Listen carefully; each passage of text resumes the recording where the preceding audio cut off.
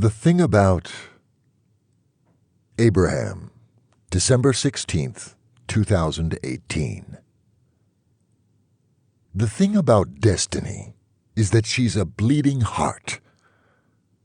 Oh, you thought I meant destiny as in fate. No, destiny is my wife. Blame her mothers for your confusion. Hippies. Well, what do you call a couple of turn-of-the-century lesbian Wiccans, if not hippies? Perhaps I'm not up on the latest terminology, but in my experience, everything old becomes new again. As I was saying, destiny is a bleeding heart. She's a veterinarian, and she's forever bringing home sickly kittens for me to bottle feed. Me, because I don't sleep. Sometimes I nap in a coffin in the basement, but really, as long as I stay out of the sun, I'm fine. It's what destiny calls my little problem. She's as sympathetic about it as she is about elder cats in kidney failure, or orphan kittens, or dogs with cancer or broken legs. We've had dogs, cats, birds, rabbits, rats, and an iguana, but it's usually cats. I don't drink any of them. They're pets, and Destiny is a vegetarian. Not that rats and iguanas are tasty. Especially iguanas. Do not recommend.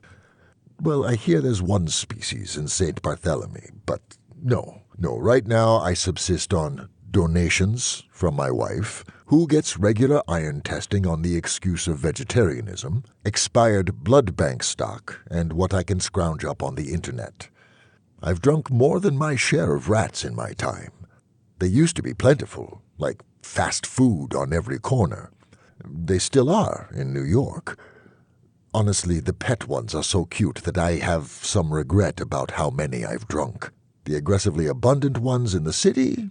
Not so much. So, Destiny is a bleeding heart, and every adorable, fluffy-wuffy animal that dies destroys her. I can relate, because eternity is boring without company, and yet company is not, for the most part, immortal. Cats are delightful, but their lives are the blink of an eye. I've loved many women, and a few men, but it always ends the same way. Old age, failing health, and death, with a few notable exceptions. You might think that my kind doesn't know death. No, death and I are old friends, old enemies, the familiarity that breeds contempt. Death comes for everyone I love. Destiny says that the circle of life and death is holy. Perhaps, but it's also cruel. We value things for the effort we put into them, and paradoxically value both youth and experience. If you don't believe me, look at every job listing. So while you're becoming your best and wisest self, your body is slowly and inevitably betraying you to make room for the next generation. Yours is, not mine.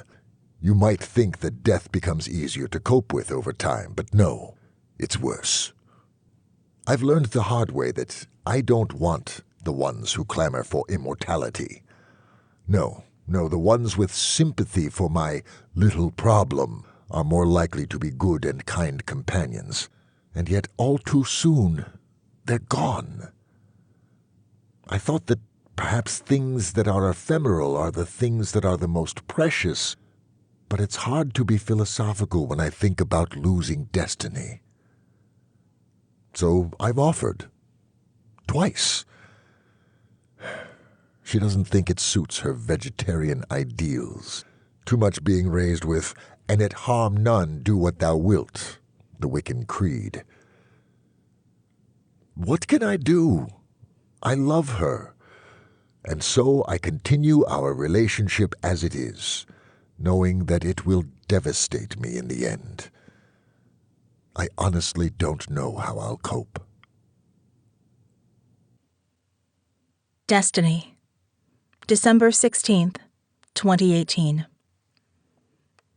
The thing about Abraham is that he has a little problem, and he thinks his little problem is a solution. Well, that, and he's beautiful, like girl pretty. I don't think he knows.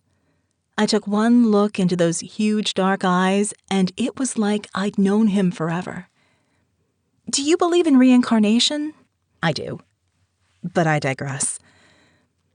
The cycle of death and life sucks balls, but it's also natural.